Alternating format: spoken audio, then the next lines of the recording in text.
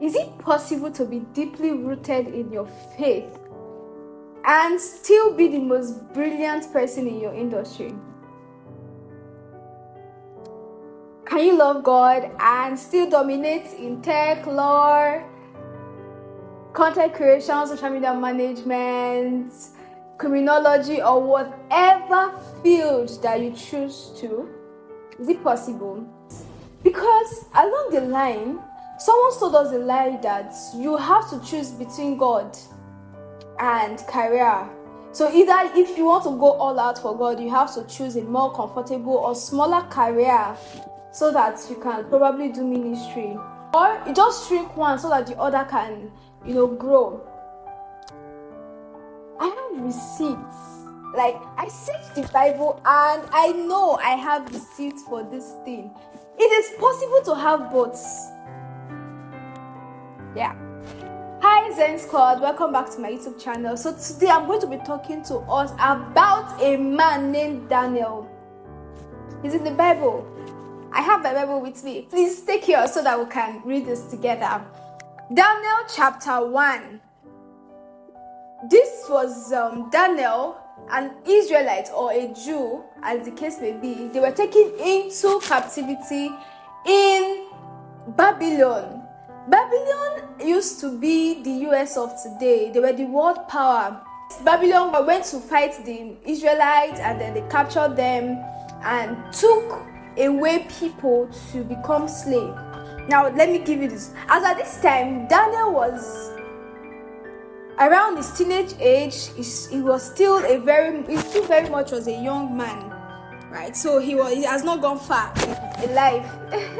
This is something that I will read for us. Daniel chapter 1 verse 4. It says the king was saying they should choose people, and this was the qualification he gave in chapter 4. He says, young men in whom there is no blemish, but good looking, gifted in all wisdom, possessing knowledge, quick to understand, who had the ability to serve in the king's palace, and whom they might teach the language and literature of the Chaldeans. And the king appointed for them a daily provision. So the king was like, choose from these slaves people that were going to serve in my palace. And these people, they should be sound, they should be wise, they're quick to understand, so that they can teach the language, our language, to others, right? Now, Daniel, Shadrach, Meshach, and Abednego, the Hebrew boys, they were part of the people that were appointed, that were chosen to be part of these cohorts. And in Babylon, of course, they were the idolaters. So they before they eat, especially for the king, they will have to sacrifice or offer it to the idol first before they eat it. And these boys were like, no, I'm not going to eat what came out from the king's palace, because we know that it has to pass through their God. And then they told the person in charge of them, please, we want to be eating just vegetables. Test us for 10 days. And in verse 9, it said, God brought Daniel into the favor and goodwill of the chief of the eunuchs. Verse 20, this was when after the expression of the 10 days, in verse 20 it said, and in all matters of wisdom about which the king examined them, he found them 10 times better than all magicians, astrologers who were in his realm. Thus Daniel continued until the first year of King Cyrus. So after they first of all, they distinguished themselves and they were like, we're not going to eat from the king's meat, we are going to eat just vegetables and water and we'll be fine. When the training period elapsed, the king searched them, examined them, and he found them 10 times better than every other person. Now let's go to chapter 6 of Daniel. In chapter 6, we see that it pleased Darius to set over the kingdom 120 satraps to be over the whole kingdom. Over these, 3 governors, of whom Daniel was one, that the satraps might give account, so that the king will suffer no loss. Then, verse 3, then Daniel distinguished himself above the governors and satraps, because an excellent spirit was in him, and the king gave thought to setting him over the whole realm. We started by citing how that Daniel was a slave that was taken from his home country into Babylon. He was a nobody. And then one day the king thought, why don't we, from these slave guys, why don't we choose people that we can bring to serve in the court? And between chapter 1 of Daniel to chapter 6, we saw that Daniel has so distinguished himself that the king did not just place him among the 120 newly appointed satraps. He was part of the 3 top officials. And even from the 3 top, he so distinguished himself to the extent that the king was thinking, why don't I put him next in command? Let him just handle everything. Daniel can do any and everything. The king so trusted him that the king didn't mind that this is a Hebrew or a Jew and he's not from my kingdom. Did you get that? So you might find yourself in, especially young people, what is selling now is tech and anything that has to do with the internet, social media, content creation, and all of those things. And it looks as though the only way you can make it is to be stupid. It looks as though the only way you can make it is to mix with the crowd and just misbehave like every normal young adult will do. But this is Daniel. From the very first chapter, we see how that he decided in his heart, he proposed in his heart, I'm not going to eat what was offered to the idols of Babylon. I won't do that. It's beneath me. Even if it's just vegetable and water, I'm going to survive on it. How many of us, as young adults, will go into that field and decide that every other person can be misbehaving, but I am not going to act like the normal young person out there? Just like Daniel, Shadrach, Meshach, and Abednego did. He was so close to God that he knew what he should be doing. And then in chapter 6, we see how the Bible will say that an excellent spirit was in him. An excellent spirit was in him. Right? That he so distinguished himself. The king was like, let me just put Daniel over everybody. That didn't just stop there. It made him the envy of everybody. Yeah. To the extent that every other official had to incite the king to make a decision that nobody should worship any other god aside the king himself. Because they know that Daniel was not just excellent in his work. There is something that they can use in trapping him. There's something that they can use in clipping his wings from flying. He was a man of prayers. He knew God for himself. That was his distinguishing factor. I mean, there were other Hebrew boys that were taken into the king's palace to serve, right? In chapter 1, we saw that they chose many. Of all the people they chose, 4 distinguished themselves. And of those 4, we constantly heard of one person, which was Daniel.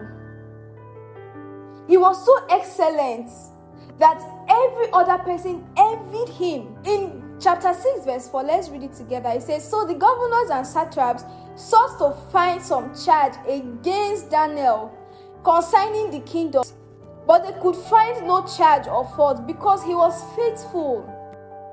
Nor was there any error or fault found in him. And then the men said, we shall not find any charge against Daniel, lest we find it against him concerning the law of God.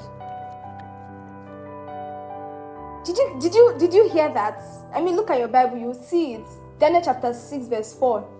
They were like, he so excelled as a slave boy. The others were like, if we don't do something about this Daniel, he will take over everywhere and our names will not be heard anywhere. So they were like, let's check his records. And his records proved that he was faithful. So if they gave him 1 naira, Daniel will account for that 1 naira. If they gave him 1 billion, he would account for that 1 billion. Anything that was placed in his hands. Daniel was faithful. They couldn't find anything. He was in politics. Let me put it well. Daniel was in politics.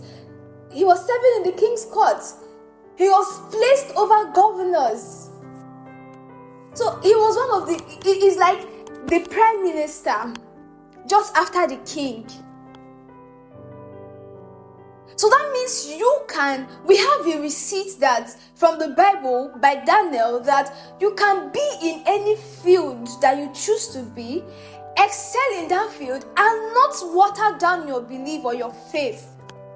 It's possible. Daniel did it. Joseph did it. And so many other examples in the scriptures. I'm using Daniel because, we always say that politics is a dirty game, this, that, I can't be a politician, I can't do Daniel was in politics,